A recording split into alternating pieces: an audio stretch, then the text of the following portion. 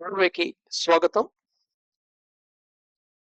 No control is possible over fifth, sixth, seventh centers as long as proper methods are not followed. So, fifth, sixth, seventh centers అంటే ఏమిటి? In centre, paramental centre, transcendental centre. Mind యొక్క system 2, system 3, system 4 లో ఉండేవి. అయితే proper methods follow అయ్యేంత కాలం వీటి మీద control అయితే ఉండదు. And harmony brought about between 1, 2, 3, 4. 1, 2, 3, 4 centres మధ్య ఒక హార్మోనీ క్రియేట్ అయితే కానీ, అంటే అవి ఇంటిగ్రేటెడ్ గా ఒక సిస్టమేటిక్ గా వర్క్ చేయాలి కానీ ఒకదాని మీద ఒకటి డామినేట్ చేస్తూ, అంటే ఈ అండ్ ఎస్ సెంటర్ కలిసి ఐ సెంటర్ డామినేట్ చేయటం, ఐ సెంటర్ ఈ అండ్ ఎస్ సెంటర్ డామినేట్ చేయటం, ఈ స్టేట్ మనం మానసిక స్థితి కింద ఎక్స్పీరియన్స్ అవుతూనే ఉంటాం. సపోజ్ ఏదో ఒక పని చెయ్యాలనుకుంటావు కానీ ఆ పని నువ్వే చెయ్యవు, అయ్యో చేయలేదని బాధపడుతుంటావు, ఈసారి చెయ్యాలనుకుంటావు. సో ఈ మదన కన్ఫ్లిక్ట్ పడుతుంటావే, చెయ్యాలనుకునేది నువ్వే, చెయ్యకుండా మానేసేది నువ్వే. సో ఈ కాన్ఫ్లిక్ట్ వచ్చిందంటే అర్థం ఏంటంటే ఇక్కడ ఈ ప్లస్ ఎస్ సెంటర్లు ఐ సెంటర్ ని డామినేట్ చేస్తున్నాయి, లేదా ఐ సెంటర్ ఈ ప్లస్ ఎస్ సెంటర్ ని డామినేట్ చేస్తున్నాయి. సో ఐ సెంటర్ ని ఈ ప్లస్ ఎస్ సెంటర్ తో డామినేట్ చేసినప్పుడు జనరల్ గా నువ్వు సక్సెస్ఫుల్ గా పనిచేసినట్టుగా ఫీల్ అవుతావు, విల్ పవర్ ఉన్నట్టుగా ఫీల్ అవుతుంటావు. కానీ మోస్ట్ ఆఫ్ ద టైం ఈ అండ్ ఎస్ఏ డామినేట్ ఎక్కువ చేయగలం. మనం ఏమిటయ్యా అంటే వాటి న్యాచురల్ గా ఇంటెన్సిటీ ఎంత 4:8, అంటే ఐ సెంటర్ యొక్క ఇంటెన్సిటీ కంటే 2 రెట్లు ఎక్కువ ఈ సెంటర్ ఇంటెన్సిటీ. ఈ సెంటర్ ఇంటెన్సిటీ కంటే 2 రెట్లు ఎక్కువ is center intensity. So therefore ఆ రెండు ఇంటెన్సిటీస్ కలిసి ఫ్రెండ్లీగా పనిచేస్తున్నప్పుడు ఐ సెంటర్ ఖచ్చితంగా ఎక్కువ డామినేట్ చేయబడుతూ ఉంటుంది వాటితో. ఇది ఎప్పుడు చివరికి సరెండర్ కూడా అయిపోతుంటుంది ఒక్కొక్క సిచ్యువేషన్ లో. సో దేర్ ఫోర్ అది మాట ప్రివైలింగ్ స్టేట్ మైండ్ లో. అయితే దీనికి ఏం చేయాలి? ఇప్పుడే కంగారు పడుతూ ముందు understanding and followed by practice అని చెప్పాను కదా, ముందు అండర్స్టాండ్ చేసుకోండి. Right, when that achieved 5 develops, ఎప్పుడైతే ఫస్ట్, సెకండ్, థర్డ్, ఫోర్త్ అంటే ఐఈఎస్ఎం సెంటర్స్ మధ్య హార్మోనీ క్రియేట్ అయిందో ఫిఫ్త్ సెంటర్ డెవలప్ అవుతుంది. Then sixth center, seventh center కూడా డెవలప్ అవుతుంది. ఈ sixth center, seventh center develop అయిన తర్వాత you can decode the cosmic impulses. Cosmic impulses నువ్వు డీకోడ్ చేయగలుగుతావు. ఫిఫ్త్ డెవలప్ అయిన తర్వాత నీకు కంటిన్యూగా ఇన్సైట్స్ వస్తుంటాయి. Insights develops with the attendant expansion of consciousness. At the same time simultaneous గా నీ కాన్షియస్నెస్ కూడా ఎక్స్పాండ్ అవుతుంటుంది ఈ ప్రాసెస్ లో. And acquisition of higher powers. ఈ ప్రాసెస్ లో నువ్వు హయ్యర్ పవర్స్, నీ హయ్యర్ పొటెన్షియాలిటీలు ఏమున్నాయో, పాసిబిలిటీస్ ఏమున్నాయో అది రీచ్ అవ్వగలుగుతావు. M centre intensity rate is equal to I centre intensity rate. Present position ఎలా ఉంది? 2:4:8:2. అంటే I centre M centre intensity ఒకే రేట్ లో ఉంటున్నాయి. యావరేజ్ ఇంటెన్సిటీ కూడా రెండింటినీ సేమే ఉంటుంది. On this earth average humanity spends physical energy and intellectual energy much less than emotional or sex energies.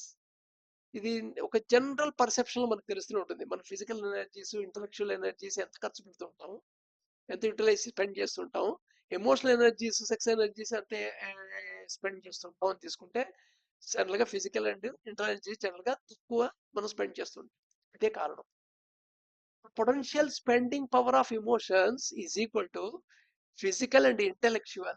So physical intellectual యొక్క మొత్తం ఎంత స్పెండింగ్ పవర్ ఉందో ఎమోషన్ స్పెండింగ్ పొటెన్షియల్ పవర్ అంత ఉంటుంది.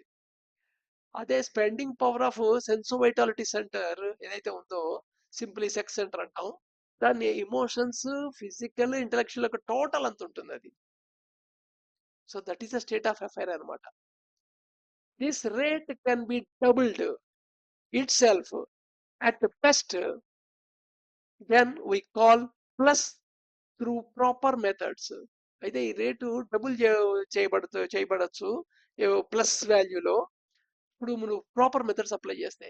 Are it can sink down to its lowest level ఇది వీటి యొక్క intensity ఉందే అది లోయెస్ట్ లెవెల్ కూడా సింక్ డౌన్ అవ్వచ్చు. వీ కాల్ దాన్ని మైనస్ అంటుంటాం through improper methods. So improper method ద్వారా జరిగినప్పుడల్లా నీ డికోడింగ్ ప్రాసెస్ ఇంప్రాపర్ మెథడ్ జరిగితే లోయెస్ట్ లెవెల్కి వెళ్తుంటుంది. Minus minus I minus E minus S అలా వెళ్తుంటాం. ఎంలో మైనస్ ఉండదు. మెమ్ అనేది ఎగ్జిక్యూటివ్ బాడీ కాబట్టి. అదే సపోజ్ ప్రాపర్ మెథడ్ డికోడింగ్ జరిగితే మటుకు నువ్వు plus I plus E plus S లోకి వెళ్తుంటావు. So this is unhappy state of affairs today. So అందుకని సిన్ అనేది పక్కన పడేయండి. పాపం చేయటం మంచి చెడు పక్కన పడేయండి. మైండ్ లో ఉన్న స్ట్రక్చర్ ఏంటి, ఆ సెంటర్స్ ఎలా పనిచేస్తున్నాయి, వాటి ప్రజెంట్ స్టేటస్ ఏంటి అనేది క్లియర్ అవగాహన ఉంటే ఎలా హ్యాండిల్ చేయాలనేది తర్వాత ఐడియా ఉంటుంది. ఐడియాలోకి వెళ్తాం. సో ఐఈఎస్ఎం ప్రజెంట్ రేడియో స్టేట్ ఏమిటి, 4:2:4:8:2. చూడండి ఇక్కడ 2+4+2 చేస్తే 8 వస్తుంది. అంటే అందుకనే సెన్సోవైటాలిటీ సెంటర్ యొక్క స్పెండింగ్ పవర్ మిగతా వాటి టోటల్ స్పెండింగ్ పవర్ సమానంగా ఉంటుంది. Evolution will slowly change to 5:2:2:1. ఈ 5:2:2:1 కి మనం కాన్షియస్ గా గ్రాడ్యువల్ గా కొన్ని డిసిప్లైన్స్ ఫాలో అవుతూ రెజిమెంటల్ వేలో కాకుండా, అంటే మిలిటరీ డిసిప్లిన్ రూల్స్ లాగా కాకుండా, డూస్ అండ్ డోంట్స్ లాగా కాకుండా గ్రాడ్యువల్ గా నోటీజబుల్ డిఫరెన్స్ ఆఫ్ మైండ్ అండ్ బాడీకి విత్ ఇన్ లిమిట్స్ లో ఉంటూ గ్రాడ్యువల్ గా మార్పు సంతరించుకుంటూ అక్కడికి వెళ్ళాలి. అదనమాట టాస్క్. ఇది మంత్ పట్టనండి, ఏడాది పట్టనండి, 10 ఏళ్ళు పట్టండి, 10 జన్మలు పట్టనండి. But it's only the way for convenience. మన కన్వీనియన్స్ కి మనం కొన్ని అజ్యూమ్డ్ వాల్యూస్ అజ్యూమ్ చేస్తున్నాం. అవి ఏమిటాయంటే 100, 1000, 2000, 4000 and 1000 as the average unit force of IESM. So ఐఏమో 1000 యావరేజ్ వాల్యూ ఉండేది, అలాగే ఈఎమో 2000 average value, S 4000 value and M 1000 value assume చేసుకుంటాం ఫర్ కన్వీనియన్స్ సేక్. ఇది అంటే మ్యాథమెటికల్ గా అండర్స్టాండ్ చేసుకోవడానికి ఇంకా క్లారిటీ వస్తుంది. మ్యాథమెటికల్ గా అండర్స్టాండ్ చేసుకుంటే చాలా క్లారిటీ వస్తుంది ఈ డైనమిక్స్ ఆఫ్ ఐఈఎస్. ఈ ఐఈఎస్ నే పతంజలి భాషలో లేదా భగవద్గీతలో లేదా వేదాల్లో ఈ యోగ దర్శనాల్లో ఏమని చెప్తుంటారు, సత్వ రజో తమో గుణాలు అని చెప్తుంటారు.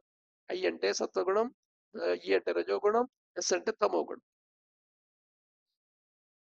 సో ఈ ఐ వాల్యూ +2000 అవ్వచ్చు, -2000 అవ్వచ్చు. సో ఇంపల్స్ లోపలికి రాగానే ఆ ఇంపల్స్ డీకోడ్ చేసిన తర్వాత ఐ యొక్క ఇంటెన్సిటీ +2000 నుండి -2000 దాకా ఏదైనా ఒక వాల్యూ కనిపించవచ్చు. అలాగే ఈ వాల్యూ +4000 యూనిట్స్ నుండి -4000 యూనిట్స్ దాకా ఏదైనా వాల్యూ ఉండొచ్చు. ఆఫ్టర్ డీకోడింగ్ అయిన తర్వాత దానికి ఉండే ఇంటెన్సిటీ వాల్యూ. అలాగే పల్స్ డీకోడ్ చేసిన తర్వాత ఎస్ సెంటర్ యొక్క ఇంటెన్సిటీ +8000 ఉండొచ్చు, -8000 ఉండొచ్చు. ఈ మధ్యలో ఏదో వాల్యూ ఉండొచ్చు. అయితే ఎం సెంటర్ మటుకు +2000 నుండి M0 మధ్యలోనే ఉంటుంది. ఎంకి మైనస్ వాల్యూ ఉండదు. ఎందుకంటే ఎం అనేది అక్కడ ఏంటంటే నీ మొబైలిటీ సెంటర్ అనమాట. నీ బాడీని ప్రిపేర్ చేస్తుంది. ఆ థాట్ ప్రాసెస్ ని ఏదైతే థాట్ ఫామ్ అవుతుందో ఆ థాట్ ని వర్డ్స్ రూపంలో ఎగ్జిక్యూట్ చేయడానికి లేదా యాక్షన్ రూపంలో ఎగ్జిక్యూట్ చేయడానికి, బిహేవియర్ రూపంగా ఎగ్జిక్యూట్ చేయడానికి కావాల్సిన పొటెన్షియాలిటీని క్రియేట్ చేస్తుంది అనమాట.